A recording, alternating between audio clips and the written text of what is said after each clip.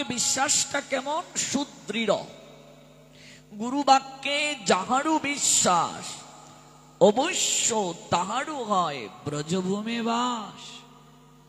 অবশ্য তার ব্রজভূমে, ভূম শব্দার্থ মাটি, ভূম শব্দার্থ ভুবন। ব্রজভূমিতে, ব্রজরজে তাহার গড়াগড়ি দেওয়ার সুযোগ হয়, বাস করার সুযোগ হয়। ব্রজ নিকেতনে বাসের সৌভাগ্য হয় যদি সত্যজ্ঞানী গুরু বাক্যে বিশ্বাসটা থাকে। বিশ্বাসটা কেমন? শবরীর দিকে তাকান, শবরীর বিশ্বাস দেখুন। চণ্ডালীর কন্যা শবরী, কুচকুচে কালো গায়ের বরণ, রাতের আধারে কাষ্ঠ সংগ্রহ করে যজ্ঞবেদীর পাশে রেখে যায়।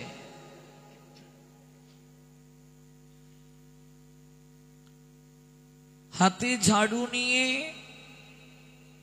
ব্রাহ্ম মুহূর্তের অনেক পূর্বে ঋষিগণ যে আশ্রমে থাকেন, যে পথ দিয়ে সরোবরে যান স্নান করতে, সেই সরোবরটা ঝাড় দেন, ঝাড়ু দিয়ে পরিষ্কার করেন রাস্তা। রাতের আধারে কেন? কারণটা কি? রাতের আধারে তার কারণ হলো তিনি চণ্ডালের কন্যা। যদিও শাস্ত্রে এই কথা নেই, উঁচু নিচু ভেদাভেদ শাস্ত্রে নেই, অস্পৃশ্যতা শাস্ত্রে নেই, এগুলো মানুষের তৈরি। ও উঁচু আমি নিচু এগুলো শাস্ত্রে নেই, এগুলো মানুষের দ্বারা তৈরি। ভগবান যদি সবাইকে সৃষ্টি করেন, তিনি যদি সৃষ্টিকর্তা হন, তিনি যদি সর্বেসর্বা হন, তাহলে তার সৃষ্টিতে তো ভেদাভেদ থাকতে পারে না গো। হ্যাঁ, সবাই তার কাছে সমান। যে ভজন করে সেই বড়, অভক্তহীন ছাড়। আপনি ব্রাহ্মণ কুলে জন্ম নিয়েছেন, তাতে কি? যদি আপনার আচরণ না থাকে, শাস্ত্র বলছেন আচরণ না থাকলে ব্রাহ্মণও চণ্ডাল থেকে নিকৃষ্ট। আর যদি আচরণ থাকে, চণ্ডালও ব্রাহ্মণ থেকে উৎকৃষ্ট। চণ্ডাল চণ্ডাল নয় যদি কৃষ্ণ ভজে, ব্রাহ্মণ ব্রাহ্মণ নয় যদি কৃষ্ণ তেজে। কৃষ্ণ যদি ত্যাগ করে, ভজন না করে, সে ব্রাহ্মণ হলেও তার নিম্নগতি হয়ে গেছে।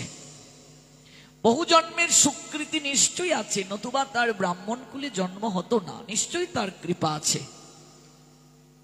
পূর্ব জন্মে তার অধিক সৌভাগ্য ছিল, কৃপা ছিল, কিন্তু এই জন্মে সে কৃপাটা ধরে রাখতে পারিনি, তার পতন হয়ে গেছে আচরণ না করার কারণে। মুচির কুলেও সূচি হয়, হয় কি হয় না? রুহিদাস, যিনি ভোজন করলে স্বর্গে ঘন্টা বাজবে, ভাবা যায়? হ্যাঁ, গোবিন্দ পাঠালেন অর্জুনকে, যাও নিমন্ত্রণ দিয়ে আসো। হ্যাঁ, আমি মুচির বাড়ি যাব? গোবিন্দ মৃদু মৃদু হাসছেন, পার্থ তোমার এখনো এই ভেদাভেদ রয়ে গেছে। ওই রুহিদাস এত পরম বৈষ্ণব, তিনি যদি ভোজন করেন তাহলেই স্বর্গে ঘন্টা বাজবে। অর্জুন গিয়েছিলেন বটে, কিন্তু ভেতরে তার বিনয় ছিল না, দাম্ভিকতা ছিল। কুটিরের অদূরে গিয়ে দাঁড়ালেন, বৃষ্টি ঝরছে। তখন ভগবানই লীলাটা দেখাচ্ছেন যে একজন প্রকৃত সাধুর কতটা অলৌকিক ক্ষমতা। সব জায়গায় বৃষ্টি পড়ছে, যে কুটিরটার নিচে সেলাই করছেন, জুতো সেলাই, রুহিদাসের তালপাতার কুটিরটা ছিদ্রযুক্ত, কিন্তু জল তার গায়ে পড়ছে না। অর্জুন অবাক হলেন, এই কি ব্যাপার, এটাও কি সম্ভব? আর কুটিরের সম্মুখে এসে যখন দাঁড়ালেন, সঙ্গে সঙ্গে সাষ্টাঙ্গে প্রণাম দিলেন রুহিদাস। আহা আহা, তৃতীয় পাণ্ডব স্বয়ং বাসুদেব শ্রীকৃষ্ণ ভগবান, যিনি জগতের লোক বলে যাকে, তার সখা এই কাঙ্গালির কুঠিরে। আমার পরম সৌভাগ্য, বহু জন্মের সৌভাগ্য না থাকলে তো এমন দর্শন সম্ভব নয় গো। আসন দিলেন, বসতে চরণ প্রক্ষালন করে দিলেন। অতিথি তো নারায়ণ স্বরূপ সনাতন ধর্মে। সনাতন ধর্মে অতিথিকে নারায়ণ স্বরূপে দেখা হয়।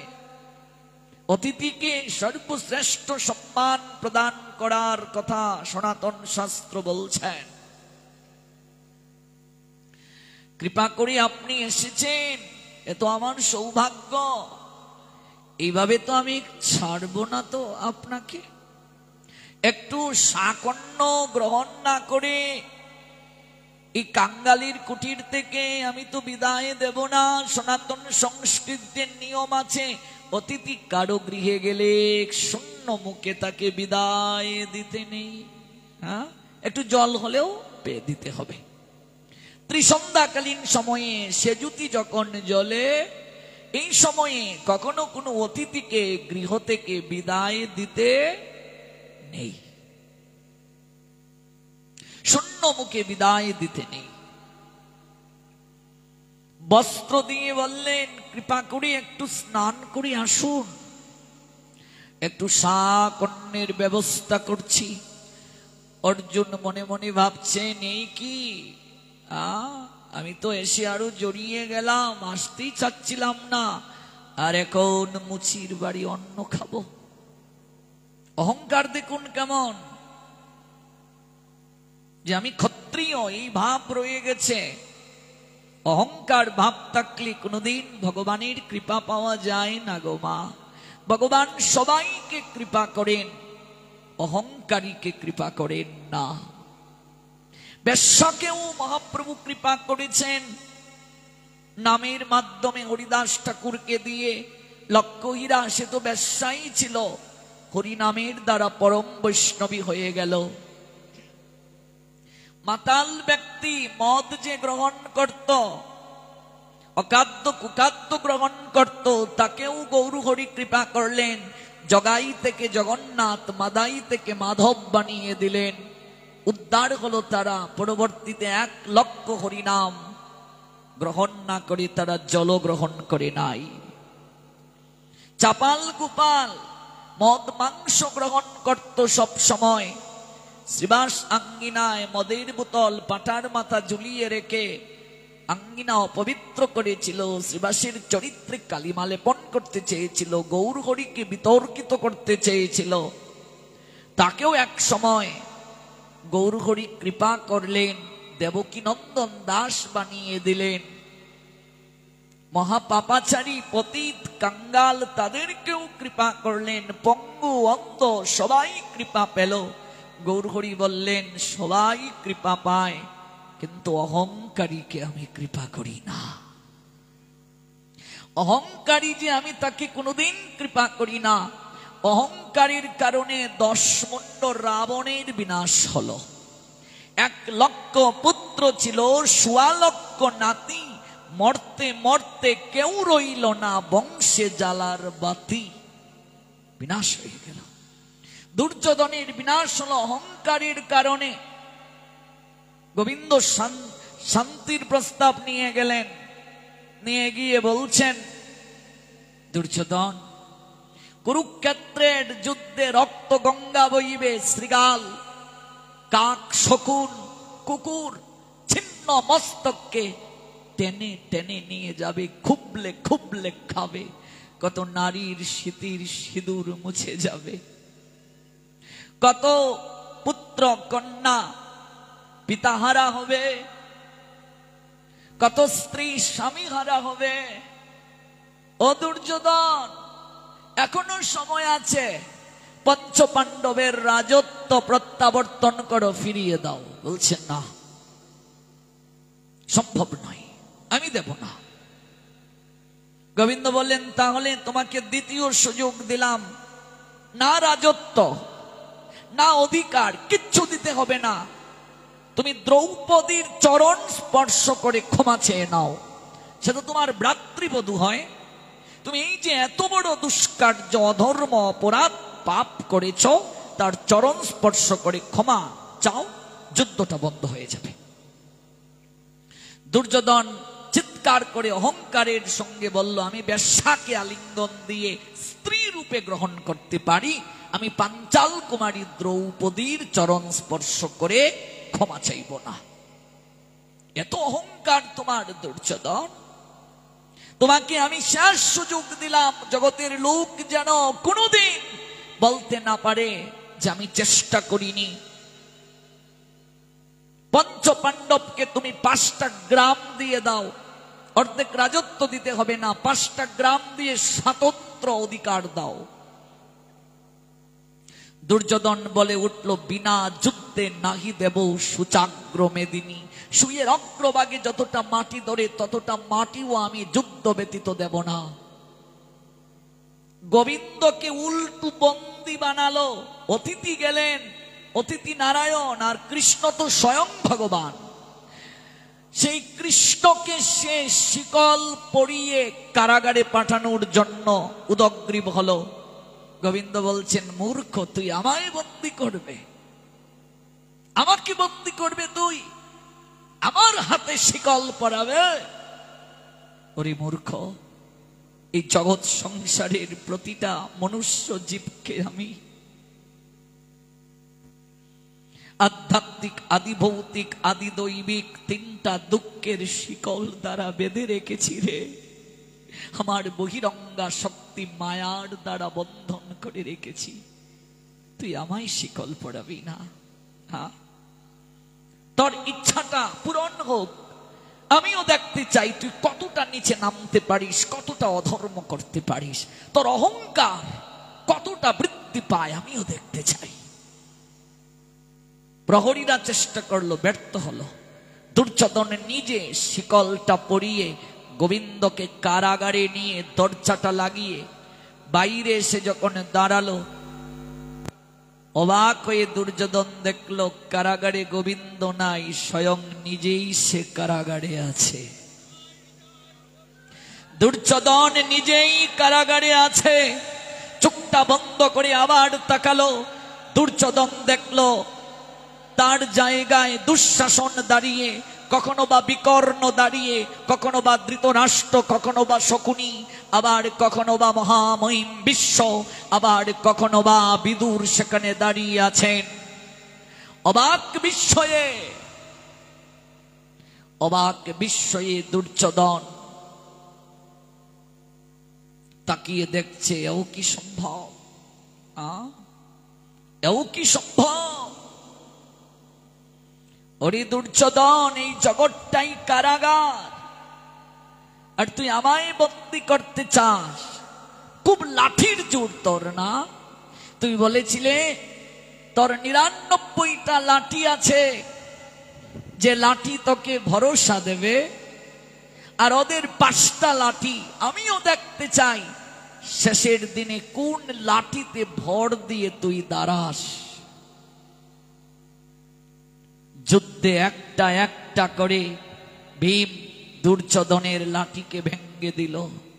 সেদিন বলেছিলাম না, 39,36,600 জন কুরুক্ষেত্রের যুদ্ধে অংশ নিয়েছিল সৈন্য, 39,36,600 জন। 18 দিন শেষে মাত্র জীবিত রইল 10 জন, পঞ্চপাণ্ডব 5 জন, সাত্যকী 6 জন, অশ্বত্থামা 7 জন, কৃপাচার্য 8 জন, কৃতবর্মা 9 জন, আর 10 নম্বর হলো যুযুৎসু। এই 10 জন জীবিত রইল। 39,36,600 জনের মাঝে 18 দিন শেষে মাত্র জীবিত রইল 10 জন। রক্তের গঙ্গা বইল। দুর্যোধনের পক্ষে ছিল 24,05,700 জন, পাণ্ডবদের পক্ষে অর্থাৎ অর্জুনের পক্ষে 15,30,900 জন। সৈন্যের দিক থেকে দুর্যোধন বেশি, ভাইয়ের দিক থেকে বেশি। পরাজয়ের মালাটা দুর্যোধনের গলায় পরানো হলো। একটা একটা করে 99টা লাঠি ভাঙ্গা হলো, 99 ভাই মরল। দুর্যোধনকে বাঁচানোর জন্য গান্ধারী কম চেষ্টা করলেন না। কৃষ্ণ দ্বৈপায়ন বেদব্যাসের নিকটে গিয়ে বলছেন, আমি কোনো সম্রাজ্ঞী আসি নাই, রাজমাতাও আসি নাই, আজ এসেছি এক দুঃখিনী মা হয়ে আপনার নিকটে। হে মহর্ষি, এমন একটা ব্যবস্থা বলুন না যে ব্যবস্থা করলে আমার একটা পুত্র বেঁচে থাকবে, একটা প্রদীপ অন্তত জ্বলবে, আমায় মা বলে ডাকবে।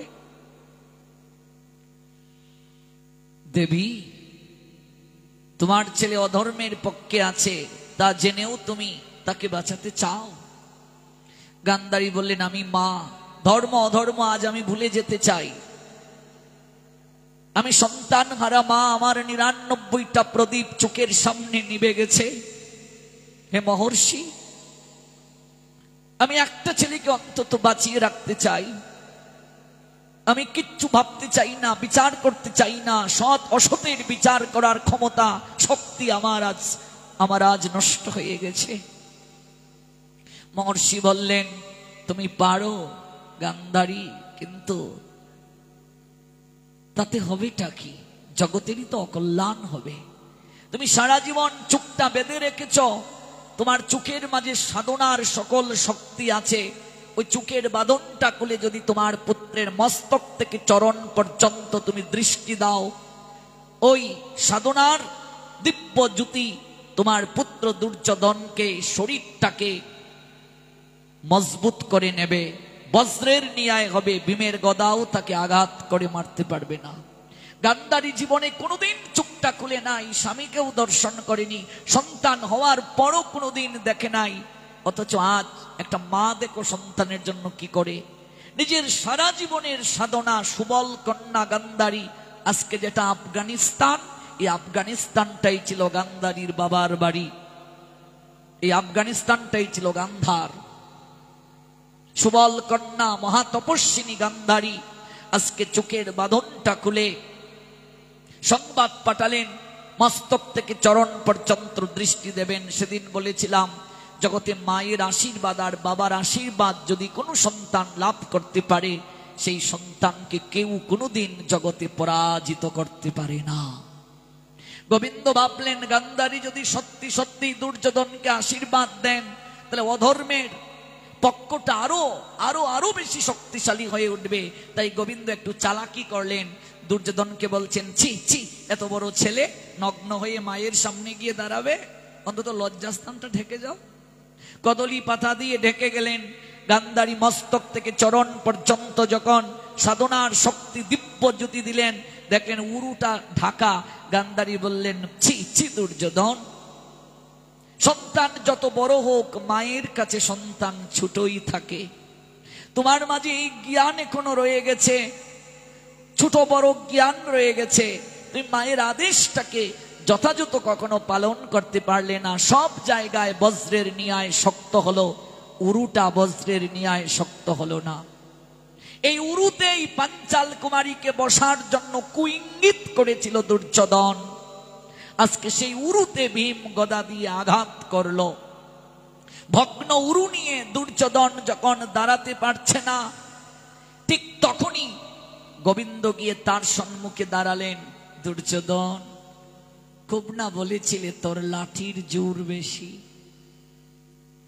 তোর 99টা লাঠি আর ওদের 5টা লাঠি, কোথায় তোর লাঠি? দাঁড়াস লাঠিতে ভর দিয়ে, কোথায় তোর লাঠি? ওরে মূর্খ দুর্যোধন, শুধু তুই নয়, এই জগৎ সংসারে কত লোক আছে লাঠির জোর দেখায়, আমাদের গোষ্ঠীতে ভাইয়ের সংখ্যা বেশি, অমুকের জমি দখল করা আমাদের বা হাতের ব্যাপার, আমাদের লাঠির জোর বেশি। লাঠির জোর দেখিয়ে অমুকের বাড়ি দখল, অমুকের জমি দখল, কত কুলাঙ্গার কত মূর্খ লোক করছে। কিন্তু ওরা জানে না এই জগৎ সংসারে লাঠির জোর কখনো টিকতে পারে না। শেষের দিনে তাকে অবশ্যই বিচারের কাঠগড়ায় দাঁড়াতে হবে। কোথায় তোর লাঠি? ওরে দুর্যোধন, এই জগৎ সংসারে আমাকে যে লাঠি স্বরূপ গ্রহণ করে, লাঠি মানে ভরসা, লাঠি মানে শক্তি। বৃদ্ধকালে মানুষ যখন চলতে পারে না লাঠিতে ভর দেয়। ওরে আমাকে যে লাঠি স্বরূপ গ্রহণ করে দুর্যোধন, শেষের দিনে তাকে আর লাঠিতে ভর দিয়ে চলতে হয় না রে। আমি স্বয়ং হাতটা ধরে তাকে ভবের ঘাট পার করে দেই। আমাকে যে লাঠি মনে করে, আমাকে যে লাঠি স্বরূপ গ্রহণ করে, আমাকে যে লাঠি সদৃশ গ্রহণ করে, ধর্মের লাঠিতে যে ভর দেয়, ন্যায়ের লাঠিতে যে ভর দেয়, সত্য সহনশীলতার লাঠিতে যে ভর দেয়, কোনোদিন তার শেষের দিনটা ভয়ঙ্কর হয় না। দুর্যোধন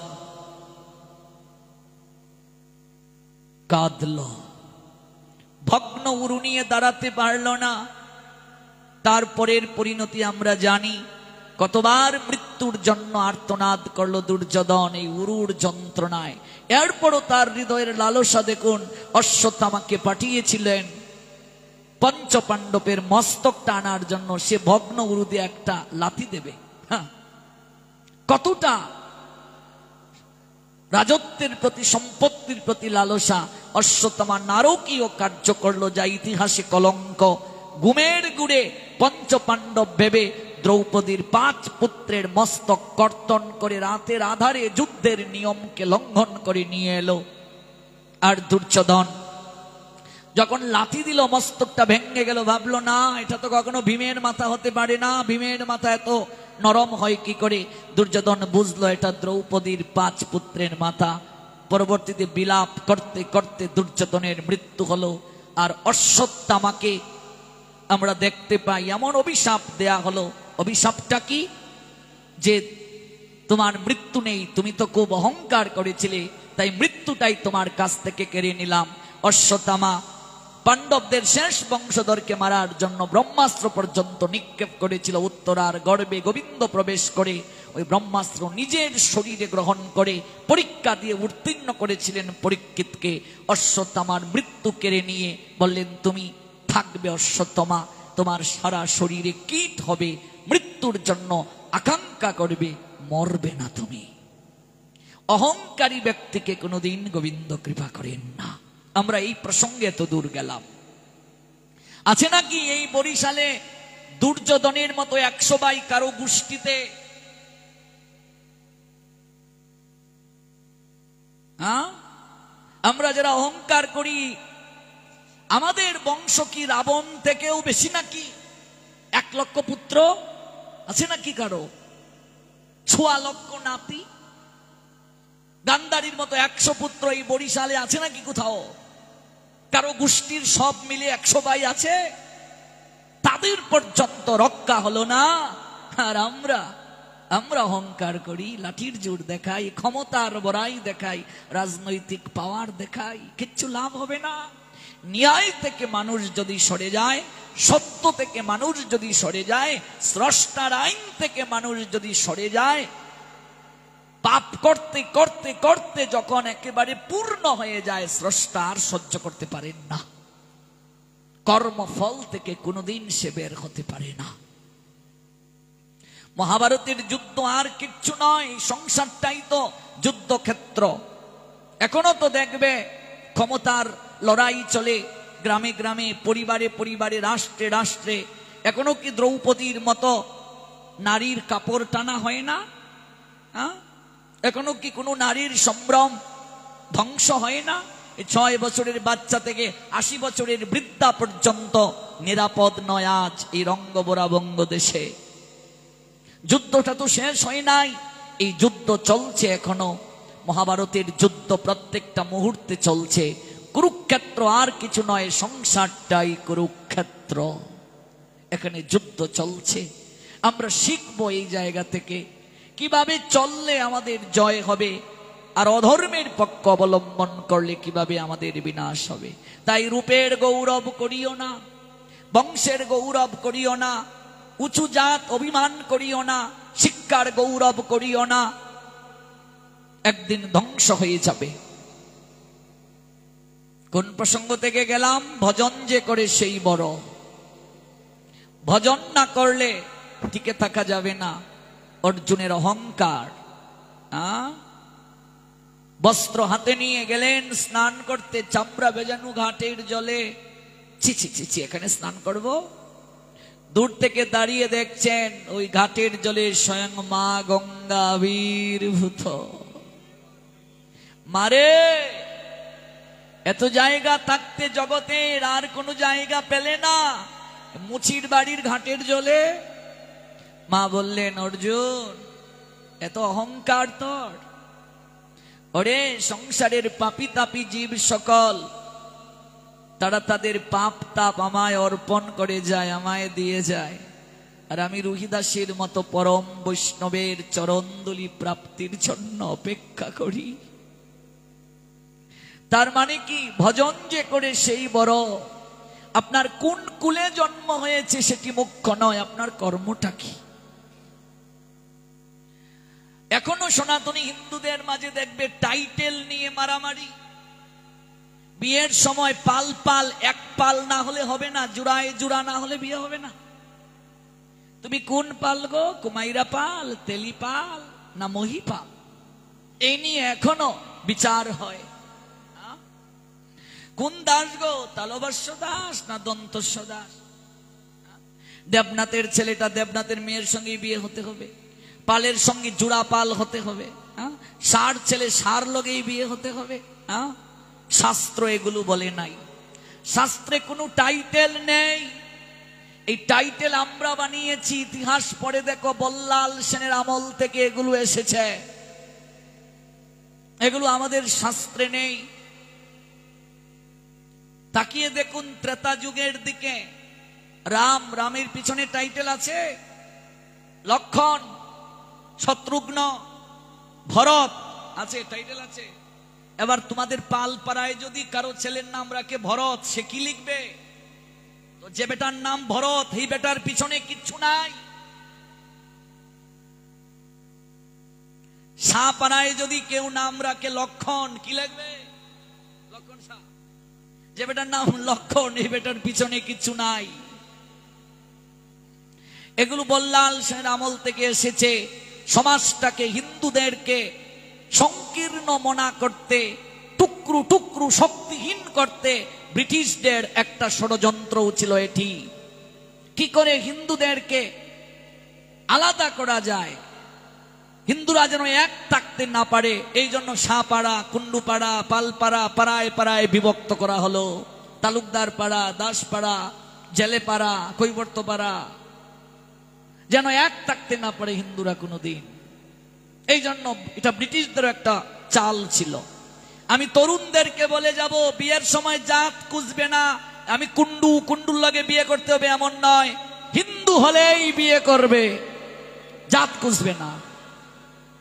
হিন্দু হলেই বিয়ে করবে, জাত খুঁজবে না। কর্মটা হচ্ছে গুরুত্বপূর্ণ। আবার দাপরের দিকে দৃষ্টি দাও। দুর্যোধন, পিছনে কিছু আছে? অর্জুন, নকুল, সহদেব, কংস, জরাসন্ধ, শিশুপাল, দন্তবক্র, পিছনে টাইটেল আছে? টাইটেল তো নেই। কোত্থেকে গেল এই টাইটেল? এই টাইটেল গুলো তো শাস্ত্রে নেই, কোত্থেকে এলো? আমরা লাগিয়েছি আমাদের কর্মানুযায়ী। আচ্ছা, একটা উদাহরণ দেই, বলুন তো। মনে করুন একটা লোক চুল কাটে, সে শিল। শিলের ছেলেটা যদি চুল না কাটে, সে যদি ফুলিশ হয়, তাহলে সে শিল লিখবে কেন? সে তো চুল কাটে না, তাহলে সে শিল লিখবে কেন? যে মাছ ধরে সে জেলে, বর্মন। এবার মাছ ধরে ওই লোকটার ছেলে যদি মাছ না ধরে ব্যারিস্টার হয়ে গেছে, সে বর্মন লিখবে কেন? এ তো প্রফেশন ভিত্তিক এক সময় না এক সময় লেগেছে। যেমন আমাদের অনেক তালুক ছিল, এখনো আছে অনেক, এজন্য আমাদের পূর্বপুরুষরা লিখেছে তালুকদার।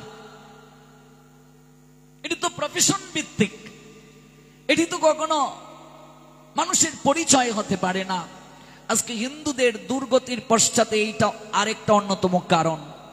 হিন্দুরা দিন থেকে দিন বিচ্ছিন্ন হয়ে গেছে, দলাদলি, ঠেলাঠেলি। এটা হরে কৃষ্ণের দল, এটা জয় রাধের দল, এটা জয় নিতাইয়ের দল, এটা জয় গুরুর দল, এটা সাদা তিলক দেওয়ার দল, এটা কালা তিলক দেওয়ার দল। কিন্তু এগুলো আমাদের আসল পরিচয় নয়। আপনি কার কাছ থেকে দীক্ষা নিলেন সেটি আপনার আমার পরিচয় নয়। আপনার আমার প্রথম পরিচয়, আমরা সবাই সনাতনী, এটাই আমাদের পরিচয়। আমরা সবাই সনাতনী, এটাই আমাদের পরিচয়। তাই দলাদলি ছাড়ুন, গলাগলি করুন, কুলাকুলি করুন। এক সময় উচ্চ বর্ণের লোকেরা নিম্ন বর্ণের ছায়া মারালেও স্নান করত। রাজা জমিদারদের বাড়ির পাশ দিয়ে জুতো পা দিয়ে হাঁটা যেত না, ছাতা টাঙ্গিয়ে হাঁটা যেত না। তোমাদের এই মন্দিরের পাশেই তো জমিদার বাড়ি, কই সামসিকার তো বাসা, এখন সাপের বাসা, ইঁদুরের গর্ত। তার কারণ কি? অত্যাচারী, অহংকারী, তাদের দাপটে আরশ পর্যন্ত, আল্লাহ পাকের আরশ পর্যন্ত কেঁপে যায়। সহ্য করতে পারেন না স্রষ্টা। অহংকার মুহূর্তের মাঝে চূর্ণ করে। স্রষ্টার শ্রেষ্ঠ জীব মানুষ, আর সেই মানুষ হয়ে তুমি যদি অমানুষের কার্য করো, কোনদিন স্রষ্টা সহ্য করতে পারেন না, প্রশ্নে ওঠে না। কোনদিন সে টিকে থাকতে পারবে না, ইতিহাস সাক্ষী। এই জন্য মানুষ হয়ে মানুষের পাশে দাঁড়াতে হবে।